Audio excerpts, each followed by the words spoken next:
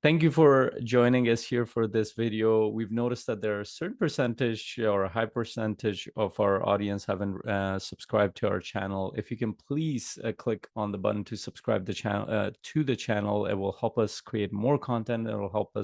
Which will help us reach more amazing people like you to support them, to serve them. So please click on the subscribe button, and I'll see you on the next video. Thank you. Bye.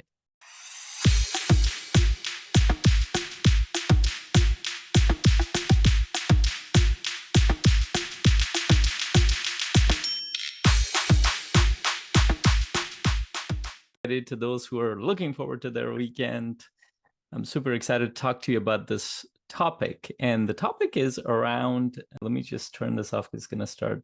The topic is around self-love. You might have heard this concept in the personal development and the mental health awareness world. Love yourself, be self-loving, or self-love is the top priority for me. People will say that, but when you actually really ask them, what does that mean? They actually don't know. And here's why.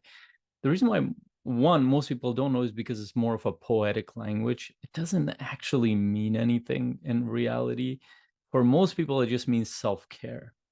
So self-love equates to self-care, which means you just take care of your body or your mind or those kind of things. But here's the problem with it. The problem that I see, especially, and I'm going to speak to leaders specifically, anybody who self-identifies as somebody who's a leader, and by leader I mean if you're taking care of anybody around you, sometimes that's yourself, but in most cases, if you're running a family, a community, an organization, you're a leader, which means that you need to show up to serve other people. You need to show up to make sure your team is working well, your company's working well towards the mission that you've decided, your family's working well, the organization that you're either a part of or you're running is working well, and it's growing and going to the next level. And again, also the other thing I want to attach to is you're the kind of leader who cares about growth, who cares about the growth of the organization, the family, whether that's in the culture of the family or in the awareness and knowledge and those kind of things. You care about the growth of your organization. Maybe you're a community leader. Maybe you care about the growth of the community, whether that's in the way that they think, in the way that they are working towards a common mission, whatever that might be. So I'm not speaking to everybody. So if self-love works for you, good for you. Love yourself all you want. But please describe what that means below, because I'm curious to hear as well. And by the way, I subscribed to that idea for a long time until I realized it doesn't actually work. And here's why it doesn't work. It doesn't work because of our biology. And biology in most cases supersedes our thinking.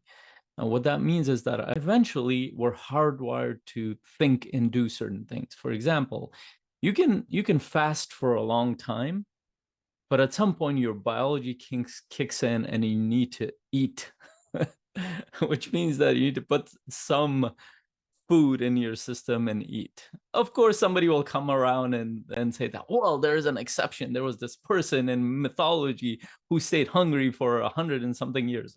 Again, I'm talking about day-to-day life, real life, possible, not possible. Anything is possible, but this is, our biology kicks in when human needs come into the picture.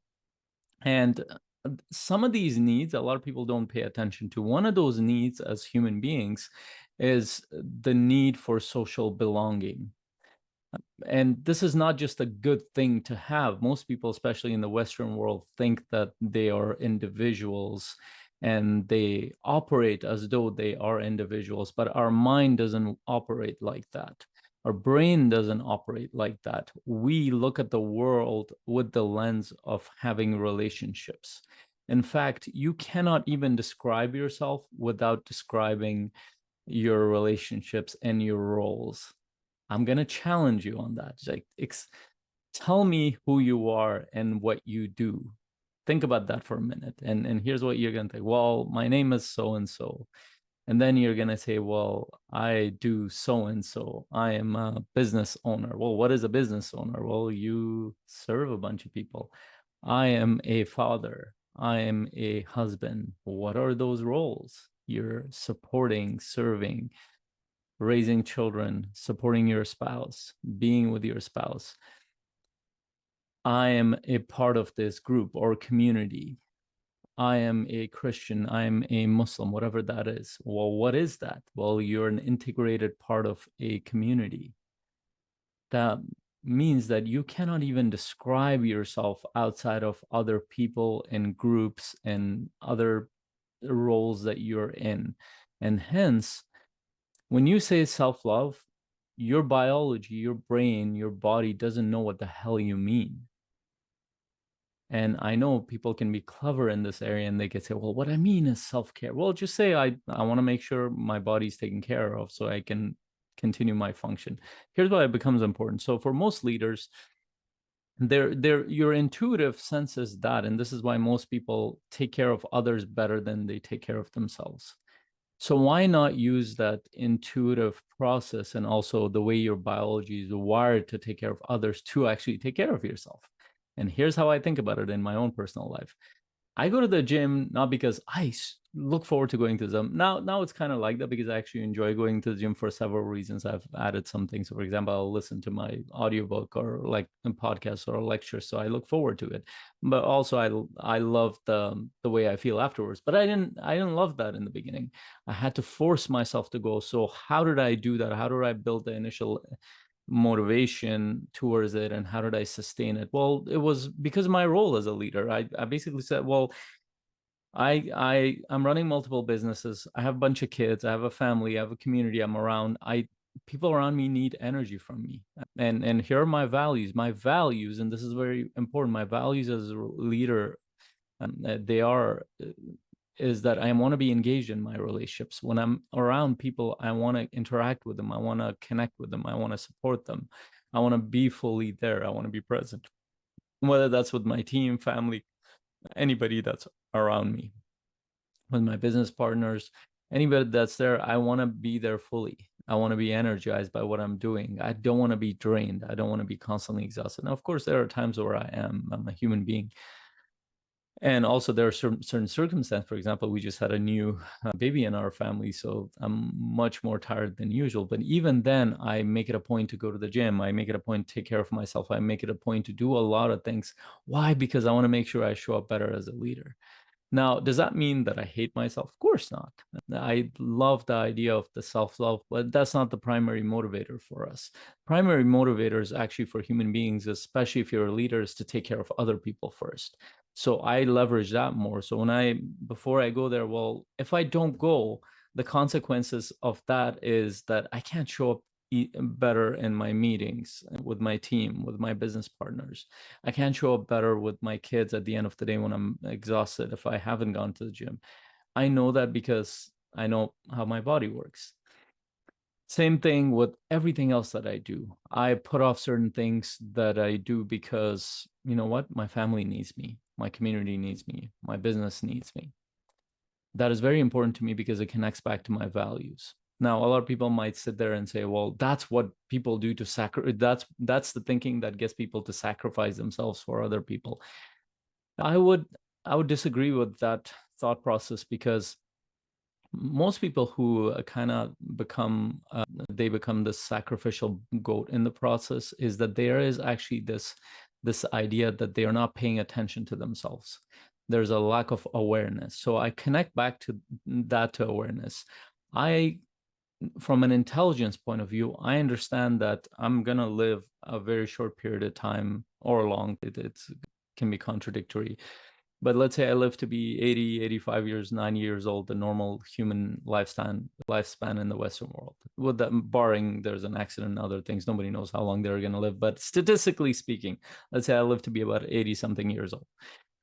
I know that my health is gonna, physical, mental health is gonna start to decline at a certain point. I'm 40 something, 42 years old, so it's slowly gonna decline. Now, my job as a leader is to make sure it doesn't, if I wanna live a better quality of life, if I wanna be there for my children, my grandkids, my family, my community, if I wanna run the businesses that I wanna run, if I wanna grow in the way that I wanna grow, if I wanna serve and leave this world a little bit better than I came into it, I have a lot of things I want to do. I better take care of my health.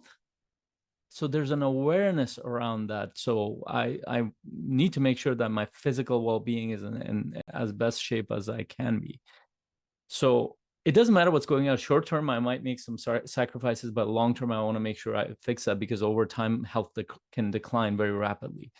Same thing with mental health. I know that my ability to focus, endure that focus, my ability to listen to others, my ability to work on problems, that is a part of my health.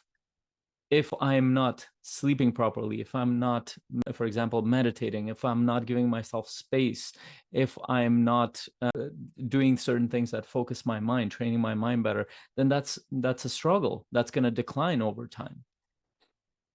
Third piece, emotional well-being. How do I look at that? Well, I know I've studied this long enough. I have enough of an awareness to know that emotional well-being has an effect on my focus and energy and connection with others. And what do? I'm in the world of people. I'm a leader. I'm a business owner. I'm a father. I'm a husband. I'm a son, whatever it is. I need to interact with people, and my emotional well-being is one of the top things. If I can't connect with people, I cannot be there to support them. So it's an important piece of my awareness. Finally, spiritual well-being. I really think that's a part of intelligence. When I look at it, is that spiritual well-being is about knowing that this life is not everything. There's a lot more that we don't know. For one thing, there's a lot more that we haven't connected to. We live on a tiny little blue dot. There's a whole universe out there that we're minuscule compared to it at a physical level. But also, interestingly, we have the awareness to perceive it, attach meaning to it, all kinds of stuff. And I've had my own experiences of that, the divine, whatever you want to call it, God, divine, whatever. It doesn't matter, but it basically pushes your mind to think that this is not everything, which means that you're here for a short time to do the purpose that you're here for. So that keeps me aligned to a purpose, a mission that matters. So all four of those levels, those are, I look at those as I have awareness around it. That's, you can call it self-love, but that's not tangible. That's not specific enough for me to say, well, I love myself. What does that mean? Most leaders have a very hard time connecting to it, and they will hear some personal development trainer, teacher, coach who will say, well, love yourself. It doesn't mean anything in our biology. What you require is, as I've kind of laid it out, is awareness plus a drive to serve others. And most leaders have the value to serve others. Now, the things that you need to connect with is your long-term and short-term thinking around it. It has to be aligned, which means that you need to understand what your long-term path is going to be about. You need to understand who you are. You need to understand who you're serving. And once that mission becomes clear, one that's purpose becomes clear, the physical, mental, emotional, and spiritual well-being naturally comes into the picture. You don't need to constantly tell yourself, I love myself or not. Hate kind of goes out the window. The concept of hate comes when we're stuck in the past. We don't know our narrative. When self-hate comes into the picture, I went through that for a long time. The reason why I didn't understand that love is an important piece of what I'm doing, whether that's towards me and others, not because the poetic idea of self-love, but because I understood why I'm here, what my purpose is in the short term that I'm here, and how I need to be showing up for others and for myself. Once that clicked, it actually, self-love doesn't mean anything. What means something is, hey, I need to take care of others and I need to take care of myself, because if I can't take care of myself, I cannot take care of others. And that's the most natural, intuitive way to think about your role as a leader.